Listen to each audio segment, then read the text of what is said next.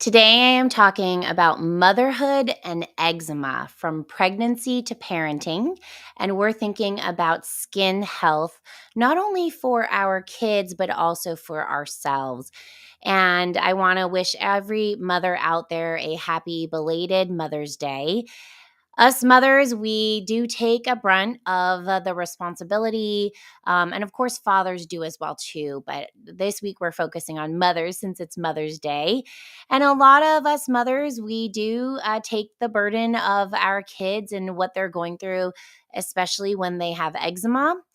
And this can be a very debilitating time for our little ones if our little ones are going through very severe eczema. And so I want to just talk about all of the aspects that are involved in being a mother of a child with eczema. And then maybe you are also a mother and you have eczema itself, yourself.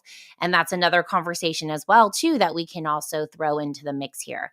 But it is really important to have this conversation because us mothers are very intimately tied with our children. And often, especially during pregnancy, we do play a role in the possibility of increasing or decreasing that, possibility of eczema appearing in our children. This is not about blame or guilt, but it's about if you're pregnant, maybe potentially preparing in a way where you are optimizing for the health of your child. And then what do you do if you have a little one or even an older child now with eczema, which can be all of those stages can come with different responsibilities and different problems as well too. So I'd love to have this conversation today, and if you want to join me, definitely tune in here. All right. So I also have an announcement. So this is very special for me because I am actually currently pregnant and I am entering my third trimester, and this is my second time around. And so I'm going to be sharing what I'm doing to prepare for my uh, baby and the health of my baby, knowing that I've had 30 years of eczema. I was born with eczema myself, and how can we prevent that? And there's only so much we can do, but what can we do? And so I'll talk about what I'm doing to prepare for my baby's health. And then I also have a 16-year-old teenager. So we're going to talk about that and, how, she did end up having some mild eczema as she got a little bit older and she was in control of her own diet. So we'll talk about that as well, too. Okay. So, mothers out there, I hope that this information can support you. And again, there's no guilt about what we're doing. We do the best we can with the knowledge we have. And my goal today is to give you that knowledge so that maybe you have some knowledge to support your children. All right. So, my mission is to raise another very healthy baby. And my first baby also was actually very healthy, no eczema. I was so happy when she had no eczema. And we will talk about it a little bit later. But as she got older and made her own choices about what food she was putting in her mouth, a little bit of mild eczema came up. And then we were able to troubleshoot that. And we'll talk about that. But as a pregnant woman right now, there are a couple things I'm really focused on. So number one, of course, toxin avoidance. And we know that, right? You're not going to eat any raw fish. You're not going to eat any tuna that's high in mercury. No alcohol, no caffeine. And so this is something that's really well known. We need to avoid those toxins. But there are some toxins that we don't even know that we have exposure to. So mold toxins, for example, if you have mold potentially in your home, something you want to just take a look at. The studies do show that prenatal exposure to mold can increase your baby's allergy response, and therefore eczema potentially can pop up when there's a large allergy response. So something to look into. I want to make sure that, my water is completely filtered. Everything from the water I'm drinking to my shower water to my sink water. And we are getting clean water because that's another source of toxicity. Uh, Filtering the air in your home. So, just kind of making sure that all of your exposures that you're getting on a constant basis, so that would be your air, your water, your food, are really, really clean. And you're not using plastic to store your water or your food.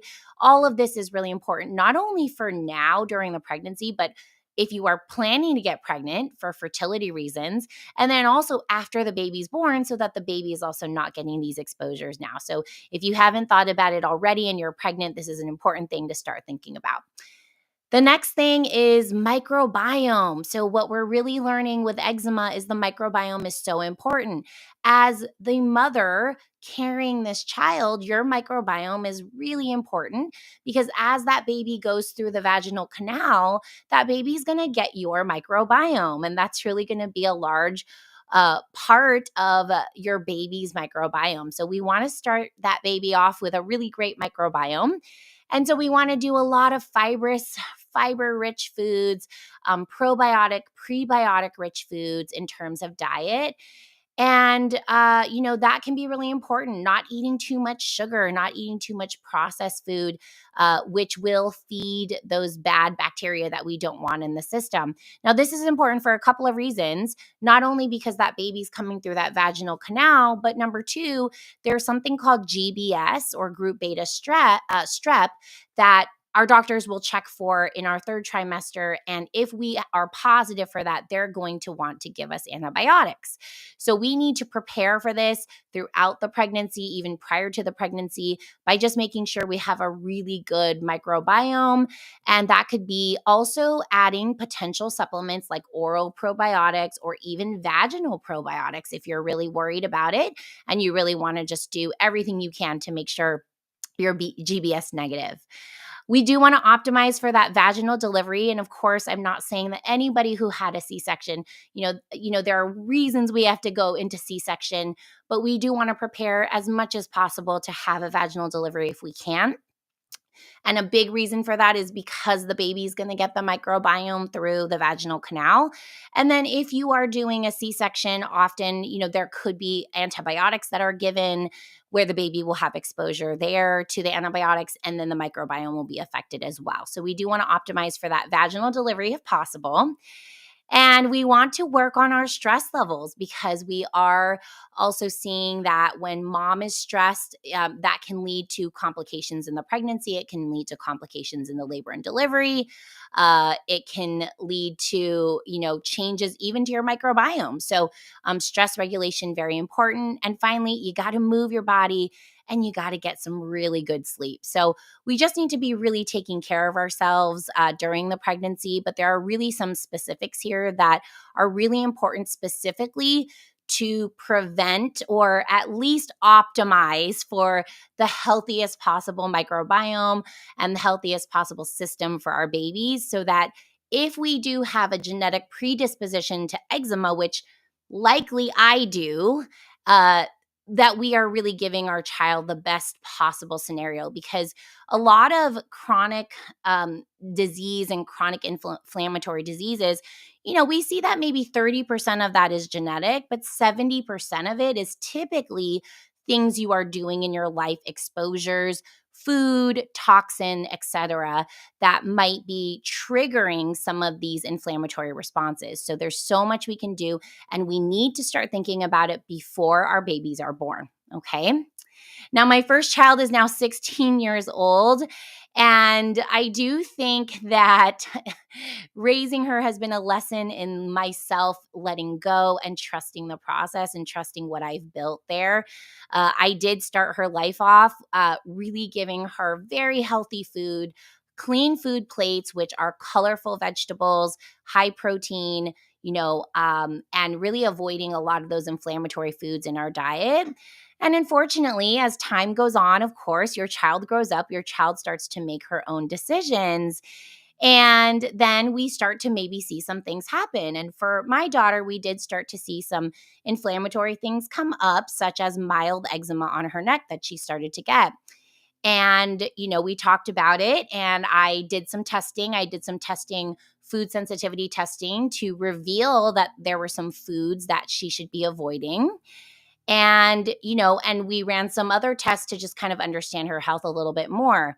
And so I really kind of took her on as a patient and said, hey, I'm going to give you this. And I tried to treat her as a patient instead of as my daughter, because as my daughter, you tend to want to control the situation. You want to, you're going to get really anxious if she doesn't do what you say. And being a mother, I think, is part of that, is letting go a little bit and putting trust in your children to make those right decisions. So I told her, hey, here are the foods you should be taking out to just see if that will improve your skin. She ended up doing it, and she ended up finding out, wow, my skin got better after 3 weeks when I took these foods out. And then, of course, it's watching her make mistakes and go back and forth. And just like we do as adults, that we may know what we need to do, but we don't always do it. And part of being a parent, I think, parenting older children who have eczema, is putting the responsibility in their hands and really taking a step back and breathing, because sometimes our anxieties as mothers can really affect the healing process of our children. And again, we're so tied to our children that way. And sometimes we have to look internally and say, okay, I need to calm down, because if I'm having anxiety about this, I'm now putting my anxiety on my child, which then exacerbates the situation, right? And if you actually put trust in your child, and not only in your child's decision making process, but also in your child's ability to heal, then the healing happens faster. And I see this with adults as well too. The more positivity we put towards, yes, we're going to heal, and yes, our bodies are going to cooperate with us, then the more healing that happens. So us as mothers, sometimes we have to actually ameliorate these responses that we're having. And so that goes to my next point, is parenting a child with eczema. We've got to take a mind-body approach. And I will tell you, I see this more often than not, that there is a child with severe eczema, and the parent, moms are I think are big ones here, because I think moms take a big role in that process often, and sometimes it could be dads too. But moms are super anxious about the situation, and you know um, potentially triggering a response that's also a fight or flight response in the child. So it's our responsibility to reel that in a little bit for ourselves, because our children are children and they don't know better, right? We've lived a little bit more life, and we know that when we kind of reel in our emotions, that often it brings more calm, more clarity. And for our bodies, we get into more of a rest and digest mode. This is where we heal. Okay. So as moms, we got to reel it in. I think that's the message here. And I learned this over time. And I learned this over and over with my patients. And sometimes it's a hard pill to swallow when you're a mother and you know that your responsibility is your child, and it's a hard pill to swallow. So I really invite all the parents who have kids with eczema to take that mind body approach, because we do often see that when mom's anxieties calm down, we often see that the skin begins to heal in the children. So it's amazing how connected these are. And it's really a testament to how connected we are to our children as mothers, and how much of a role we play in the health of our children. Okay. So what can you do? You are pregnant, and you maybe are someone who has eczema, or who had eczema in the past, or maybe your husband has eczema, or people in your family have eczema, and you're wanting to really optimize your health to make sure that you're doing everything you can. So you want to eat a low sugar, low processed food diet, whole foods. You want to do a clean food plate with nice colorful vegetables, really prebiotic rich, so high in fiber, feeding the good microbiome. High protein, make sure you're getting enough protein in your meals. And often, we are going to be craving sugar. We're going to be craving lots of things to give us energy, because we need a lot of energy to get through the pregnancy time frame. And instead of feeding yourself all this sugar and processed food, which is what you're going to be craving, you want to feed yourself high protein and good fats. Okay, and those good fibers will then nourish the probiotics that we need to prevent GBS. You can work with a practitioner like myself to supplement with key nutrients that are important for baby. And those key nutrients are probiotics, omega 3s, vitamin D, and zinc. And so those are, supplements that you can supplement with. However, I do recommend you work with someone to make sure you're getting the right doses there. If you personally have eczema, we can actually address that root cause while you're pregnant, but we do have to do a couple things differently. We can't cleanse you fully. We have to just support your system. And there are ways to still address the eczema and lower the inflammation while you're pregnant. So something that we would want to do, because if you're taking inflammation with you, you may be carrying that on to your child. Make sure you're using fragrance-free and non-toxic products, and you're really supporting your stress management, okay? So those are some of the key things if you are currently pregnant and you want to optimize for your child's skin health. If you have a baby or toddler with eczema, we want to avoid scented or harsh soaps. We want to go all organic with everything from the soaps and the lotions to the laundry detergent. You want to use EWG, which is a database that really we can search a lot of things like our cosmetics and our laundry detergent. They got baby wipes and diapers, and everything needs to be as clean as can be. And I noticed that a lot of parents are using regular diapers like Huggies diapers. You want to change that to a clean diaper. EWG rates the diapers and in terms of toxicity. And one of the ones that's really healthy is called Healthy Baby. So easy to remember. Promote skin to skin contact. You're going to transfer your skin microbiome to your baby that way. Avoid unnecessary antibiotics. And this can be hard, especially if you don't have a naturopathic doctor you're working with, because you'll think that that's the only option. And of course, antibiotics are necessary sometimes, but sometimes they are given when we just kind of don't know what to do, or we can actually support the immune system to heal first. So in my practice, if an antibiotic is needed, I often say, okay, let's try to support the immune system for 1 to 3 days first, and then let's consider an antibiotic if needed. And in my practice, often we don't need the antibiotic, and sometimes we do, but most of the time we don't. You want to track those skin reactions, the diet, the digestion, catch the early patterns. And so in my practice, we use a journaling system, which is super helpful to just show us, okay, so you gave tomatoes and then we saw a rash around the mouth. So maybe right now we should take out nightshades. The other difficult thing is sometimes with kids who have a predisposition to inflammation, either genetically or otherwise, sometimes we need to think about that food introduction. And I know the conventional model right now is that we introduce the allergens very early in the life. And sometimes we do need to think about, okay, what is the predisposition here? Does dad have very severe eczema? Do we need to think about maybe holding off on introducing those allergens until a little bit later? And of course, everybody needs to be considering this on a case-by-case basis. So I don't think there is a really straightforward way of thinking about food introduction, and that's why it's important to work with someone who's really knowledgeable here. And with all ages of your child, we need to think about the root causes. If your child currently has eczema and is a baby or a toddler, my questions are, was that child born via C-section? Did that child take antibiotics already? Is that child being exposed to toxins? So those are some of the questions. What does the food look like? Is the baby formula fed or breastfed? All of these play a role in why your child might be increasing the inflammation to create eczema. If you're raising an older child like I currently am, your job is to be more of a teacher and a guide. You hopefully have set up a lifetime of healthy habits. And then, of course, your child may go against those habits, and you cannot get angry or hopefully you're getting a little frustrated, but not allowing yourself to necessarily go there, because your child is now becoming an adult, and it is your child's now responsibility to make some mistakes potentially and figure those out and become, a healthy adult, which is a very secure minded adult. So maybe your older child can use a journaling system or an app like the one we use at our practice.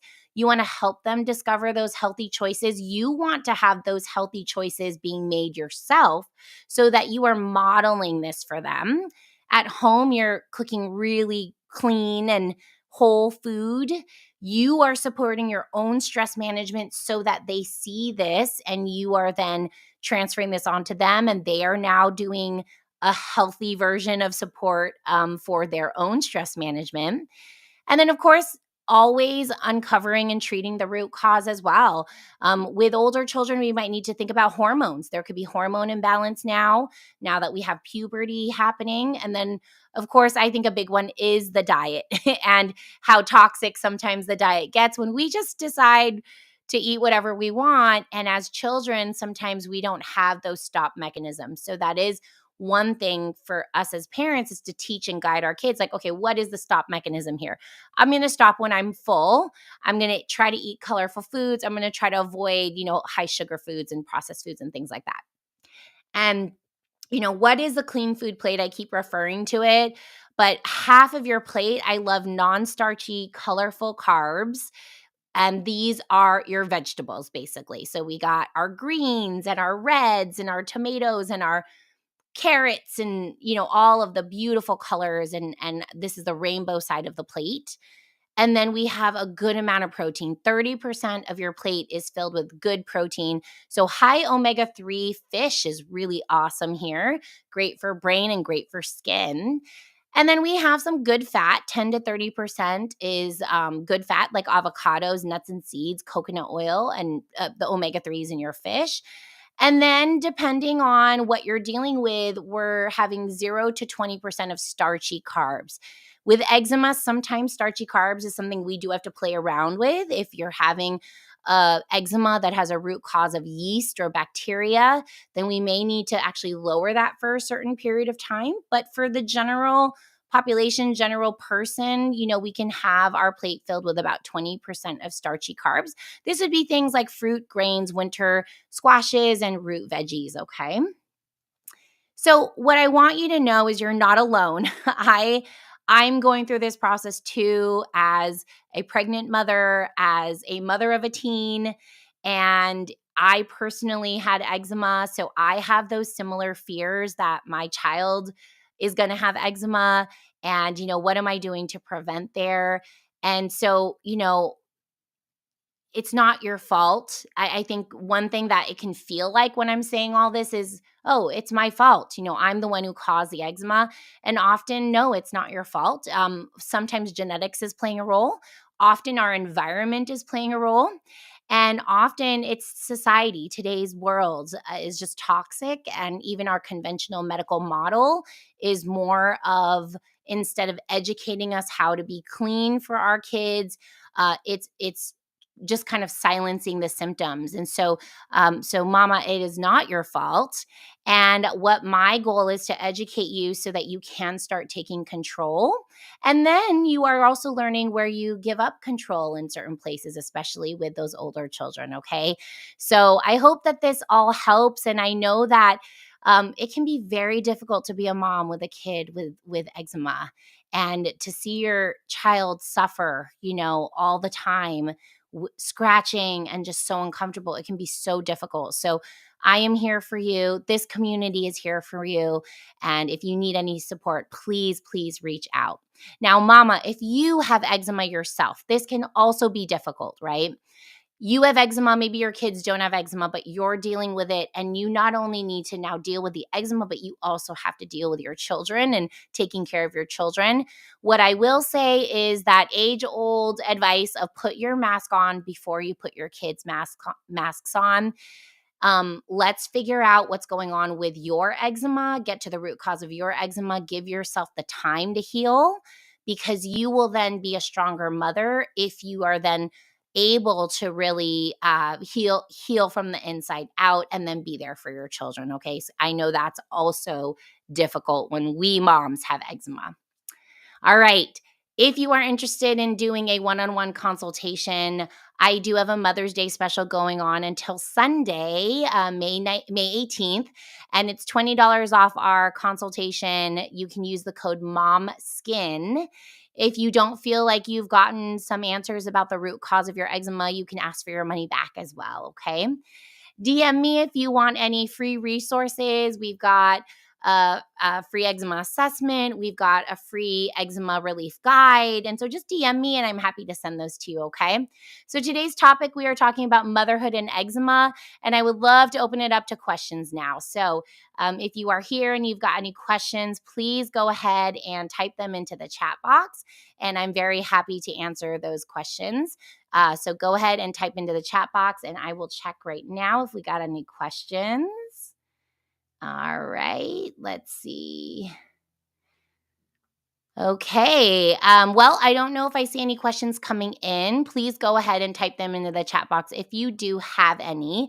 And if you are a mama going through it, I want you to know that I am here for you. This community is here for you.